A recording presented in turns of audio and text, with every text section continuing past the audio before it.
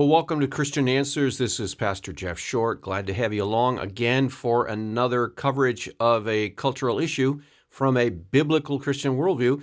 And today we're going to continue to be talking about Jordan Peterson. He is a world-famous public intellectual psychologist, former professor at the University of Toronto, but now of late mostly a broadcaster that has done a lot of work in the area of religion and biblical symbolisms. And so he has a new series out on the Daily Wire, the Ben Shapiro broadcast network on the internet. And the Daily Wire has sponsored Jordan Peterson on more and more projects. They have now a new contract that will put Jordan Peterson in front of the camera on a lot of different television shows and also documentaries. So the latest documentary that Jordan Peterson is working on for Daily Wire is an Exodus, the Book of Exodus series from the Old Testament Book of Exodus. And he has assembled a panel of religious scholars, and they discuss the different chapters and scenes in the Book of Exodus. And I've watched about 2 or 3 of these segments, which are quite long. They're almost 2 hours each segment. So overall, it's just hours and hours of material and discussion on the book of Exodus. And the panel is consisting of Jordan Peterson, who is not a Christian, but he is very sympathetic to Christianity. There's also a Jew, Dennis Prager, who brings a more traditionalist Jewish perspective. And then there are some scholars that range from Christian to, you might say, liberal or secular, from different institutions, churches, universities, colleges, organizations, etc.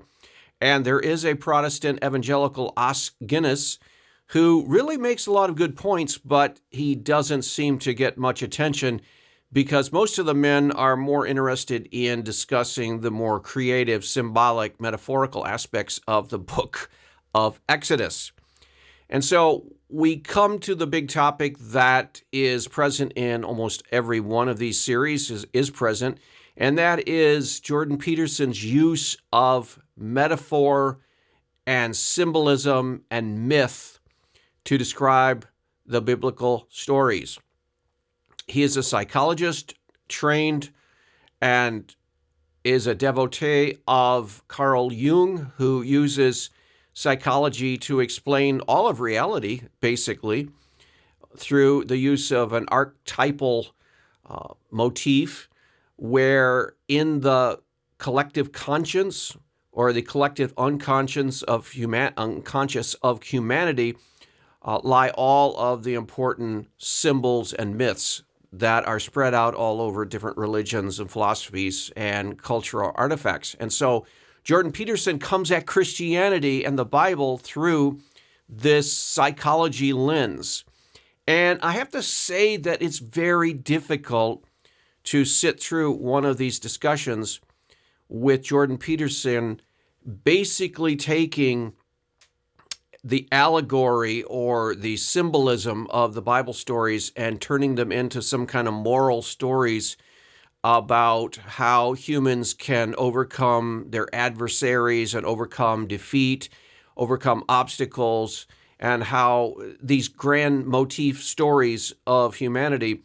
And he's always referring the biblical stories back to these archetypal motifs that reside in the collective unconscious of humanity. And I just get overwhelmed with a lot of the psychological mumbo-jumbo that Jordan Peterson puts forth. Now, not that I'm not dazzled by it. I mean, he can talk, he can just sit there and just pontificate and talk and filibuster basically with not just meaningless words, but he's actually explaining and explicating his philosophy and metaphysic through psychological terms. And it's impressive, and it gets you thinking, and it gets you scratching your head, and you are dazzled and bedazzled by the brilliance of this man who is able to just pull this from that cultural artifact and this from that cultural artifact and just bring them all together and weave them together, and it sounds good.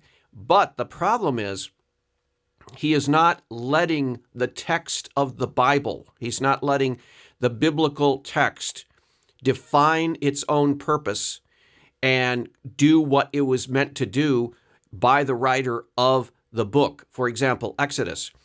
We know that Moses was the primary author of the book of Exodus, as he was in Genesis, Leviticus, Numbers, Deuteronomy. The whole Torah was written by Moses primarily and penned by Moses during out in the wilderness when they were wandering in the desert. The Jews were there for 40 years.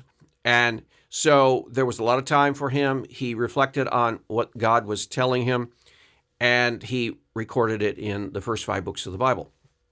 Now, instead of letting Moses and the book that he wrote, Exodus, basically guide and direct the point and purpose of each of these accounts, Jordan Peterson allegorizes them. He spiritualizes them. He, you might call, psychologizes them into some human purpose or some human formula for success in life, and refers everything back to cultural success, personal success, cultural progress, personal progress, the human betterment.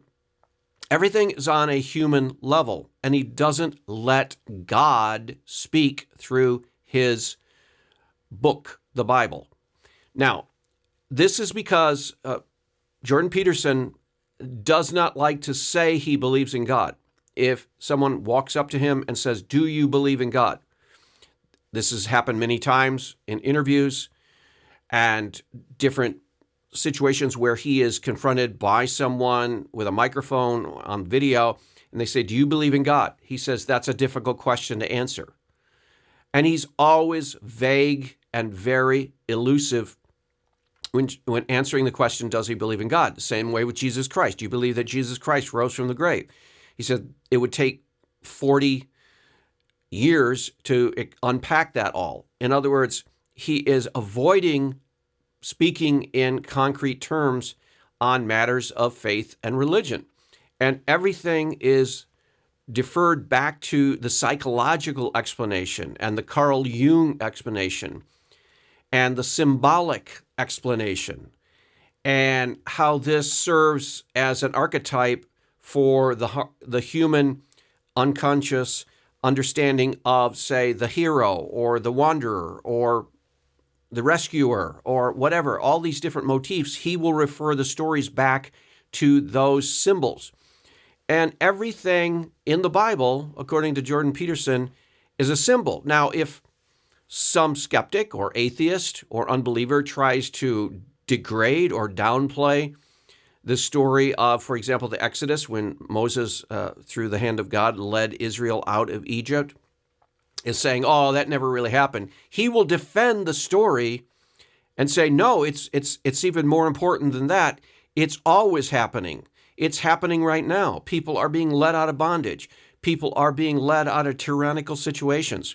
And they're having to go out into the desert and find out who they really are out there, even though they've escaped from an abusive situation or bondage or tyranny or whatever." So in other words, he is taking the story, the historical story that shows how the power of God can rescue a people, and he's creatively making it into some kind of a universal story that is embedded in the collective unconscious of all humanity and could be applied in any religion, in any story of a similar type.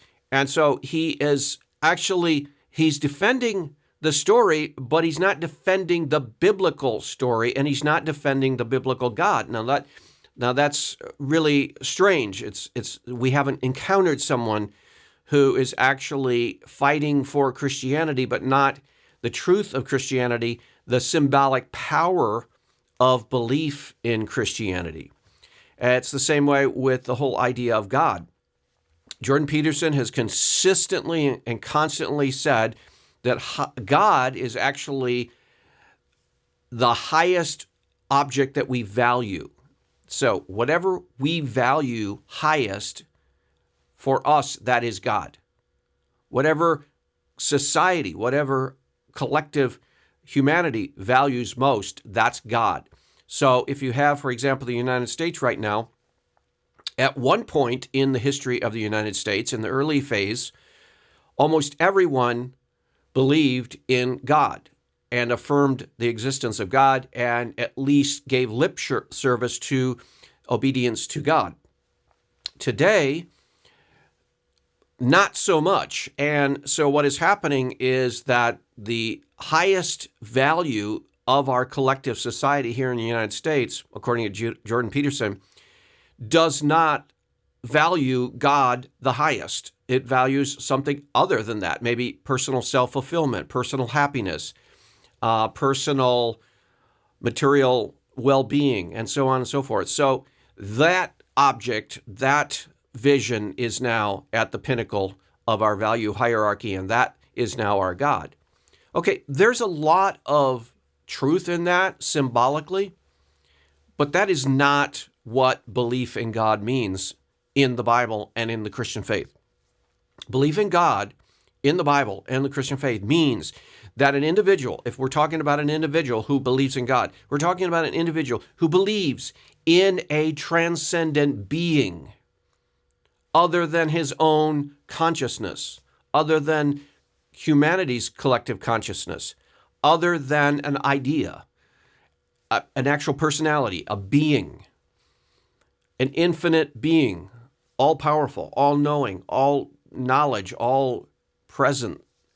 That is what the believer is believing when they say they believe in God. And when we believe in Jesus Christ, rose from the grave, we're saying that we believe that Jesus was stone cold dead in the tomb, and then after 3 days rose up to life. That means that his body was now walking around and that he was moving about and speaking with people and doing activities that would be characterized as a living being. Not just a spiritual resurrection, not just a metaphorical resurrection. We've heard that plenty of times from the liberals.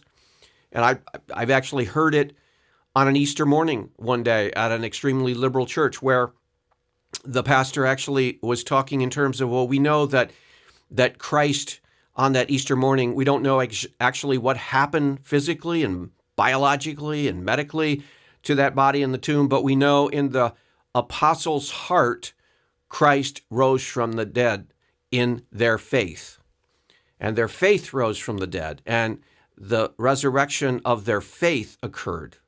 And so far, so it's a symbolic, it's a metaphor. It's a non-literal event. Well, that's okay for Jordan Peterson, evidently, that Jesus, the body, didn't actually ever physically rose from the dead, but the symbolic nature of the gospel resurrection story and the faith in that story is what's most important. See, we've heard this kind of talk before. And if you're familiar with the whole liberal fundamentalist battle in the early 20th century, last century, you're familiar with this kind of characterization of Christianity. See, the liberals in the early 20th century and have continued on, they believe that they are saving Christianity. They believe that by demythologizing it, by bringing it into the so-called scientific age and doing away with the miracles and doing away with the supernatural, they believe that they're saving it from skepticism and atheism by making it believable to people who don't believe in the supernatural. And then more people can believe in it and benefit from Christianity. So their motives are, they're trying to help the Christian gospel witness by making it more believable to a skeptical age. Well, in a sense, Jordan Peterson is doing the same thing. He's saying, well, people have a hard time believing in this supernatural stuff outside of nature. And they're very scientific and rational today, and it's difficult for intelligent thinking people to believe in, for example, a being that is outside of our space-time reality. And so we don't even have to deal with the, quote, existence of God question. All we have to do is, and he says himself, live as if God exists, because that would be an embodied belief. He's living as if there is a God and living as if these Bible stories are true, even though he remains agnostic or even atheistic as to whether God actually exists as a separate entity being apart from humanity. And so we've heard this kind of approach before, and I'm sorry I have to say this, but Jordan Peterson is not bringing anything fundamentally new to the table, but he's bringing a new, you might say, enthusiasm for this kind of approach to religion. But I can think of, say, almost 30 years ago now, when I broke into Christian ministry, I ran into someone who was a fan of the late author Joseph Campbell. And Joseph Campbell was a rock star on PBS pretty much, not literal rock star, but he was a literary star and was very popular in the 90s, where basically he was explaining Christianity and Judaism and all the world's religion in terms of myth. And so he too was a follower of Carl Jung with the idea of the archetypal ideas embedded in the unconsciousness of humanity that have been passed down from generation to generation. And he spoke this way, only he wasn't as interesting and he wasn't as creative and he didn't get as emotional and he certainly didn't have the intellect of a Jordan Peterson. And he also wasn't trying to preserve the values that society benefits from Christianity and the Judeo-Christian tradition. See, one of the burdens that Jordan Peterson is carrying right now is he's trying to bring people back to faith in these principles that produce the highest good for the greatest number of people that have benefited humanity. And his idea is that if we lose faith in God, and if we lose faith in the Bible and trusting in the teachings of the Bible, then because of the benefits that God and the Bible have brought to humanity over the centuries, if we let those things go, then we are going to descend into chaos and darkness, because these things have been proven to be excellent and beneficial and superior to any other forms of belief for the flourishing and well-being of society.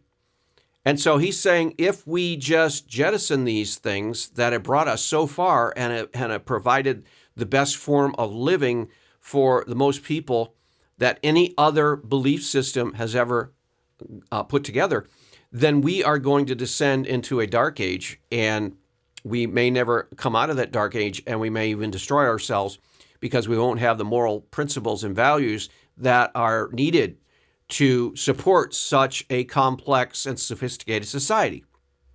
And on that point, I think Christians can agree and say, you go to it, Jordan. You're fighting for the Christian values and the biblical values. The problem is he doesn't believe them at a fundamental level. He doesn't believe at a fundamental level that there is an extra natural being or supernatural being entity that we call God in the Bible and in Christianity. He doesn't necessarily believe that. And he doesn't see that believing that is actually essential, because as a psychologist, he looks at the effect of faith rather than faith itself. So it's not as important that a person actually believe that Jesus rose from the grave, as long as they follow the teachings of Jesus and order their life around the universal stories and principles that the Bible teaches about God and Jesus. And so his idea is how the Bible came about is that it's the product of the collective unconsciousness of the best truths that humanity has learned over the many generations that humanity has been on the earth. So his value of religion and Christianity is very pragmatic. It's very practical. It's a utilitarian value of religion. And that is, he believes that Christianity and the Judeo-Christian tradition is the highest form of understanding and putting together and holding together our world from all of the other possible understandings of our world. And that whether or not at core, fundamentally, they are true or not is really beside the point. His idea is that we just need these ideas. So, for example, he is conservative on many points, but it's not a conservative based on principle. He's not a principled conservative. In other words, for example, the family and marriage. Okay, he's for preserving marriage. And if you were to ask him, do you think it's better for two people to get married, a man and a woman to get married, rather than just living together? He would say, definitely it's better. And the statistics show that it's better. And couples are happier when they're married. And he's defending traditional marriage. But then on the other hand, a Christian defending traditional marriage will go back to the book of Genesis, where it says that it is not good for man to be alone, and I will give him a helper. And Eve was created out of the side of Adam. And so it was Adam and Eve put together by God, marriage as an institution created by God. And then that is the basis for marriage, that God originated this form of partnership, and God blessed it. And that is the basis for all subsequent marriages. And especially in the Christian nations, marriages are done at a church because that harkens back to the very origination of marriage, that God instituted this arrangement. But Jordan Peterson would say we need marriage and we should never, ever downgrade marriage or do anything that would hurt marriage in society. Because why? Because it has proven itself and shown to be the best arrangement for most people. And so it's the best way, it's the best idea. It, through the many years and generations, has proven itself to be superior to any other alternative when, for example, a man and a woman form a bond and then they begin to raise children. You need the marriage. And marriage has been shown over the generations to be the best way to do that. And so we need to strengthen that institution and not degrade it. But his reason for saying so is because of an evolutionary view of culture, that the weaker idea, the bad ideas, the worse ideas, those are filtered out. And the superior ideas, the ones that last over time, they come to the surface, the cream on the creme de la creme. And so through the natural selection process, traditional marriage has proven itself to be the best. And so he's defending that. And he would also say that you could look at all kinds of institutions with that in mind. Now, the Christian would be appalled by that, say, well, wait a minute. We don't need nature to verify what God has instituted in the Bible. And we don't need any kind of evolutionary argument for the superiority of the institution of marriage to give it validity or to give it authority. We need just one thing, and that is God sanctions it and God commands it. And so we would come at it from a principled position. Jordan Peterson would come at it from an evolutionary collective unconscious sifting of all of the lesser ideas and pushing those away, and the best ideas in the area of male-female coupling would be marriage. And so he would defend it. So he's a conservative at the outcome, but he is not a principled conservative at the beginning. His first principles do not lead him to marriage. In fact, that's one of the problems. His first principles, his first philosophical principles would not lead him to marriage. Because if you're an atheist, if you don't ground your first principles in the revelation of God, you are not going to come to the conclusions that Christians come to. You're going to come to the conclusions like, for example, the new atheists of a decade or two ago came to, which is to do away with all religion. That's what the Soviet Union, with its militant atheism, came to the conclusion. That's what Karl Marx taught.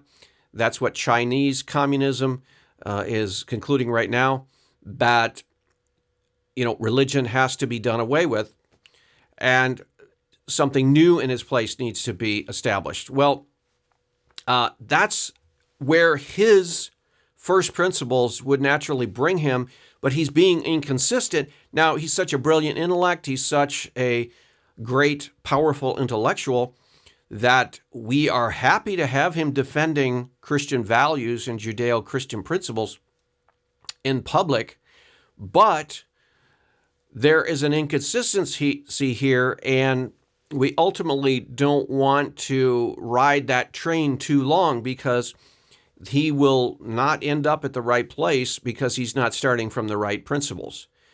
And so when he comes into the Bible and he starts beginning to explain the stories of Exodus, and then he had a series on Genesis, and he's talking about the Adam and Eve and the meaning of all of that, he's going off into some very strange areas. And you definitely, as a Christian church, would not want to have Jordan Peterson giving the sermon on Sunday morning.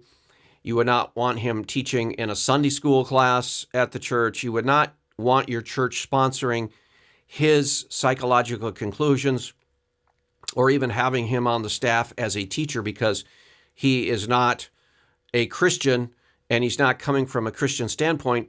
He's a psychologist coming from a deep appreciation for the Judeo-Christian culture that has been produced by Christianity. And so as I watch this Exodus series, it's very difficult at times to listen, because you just want to say, stop, you're going off track. And yes, very creative, very thought-provoking, and in many ways he does make sense, because the stories do lend themselves to the kinds of meanings that he's giving them. But overall, his approach is not sustainable. And I'm afraid that a lot of people are going to, quote, become Christian. I've heard some people say, I become a Christian because of Jordan Peterson. Well, really, I hope you're not building your foundation on sand instead of the Word of God. We'll talk more about this later. God bless.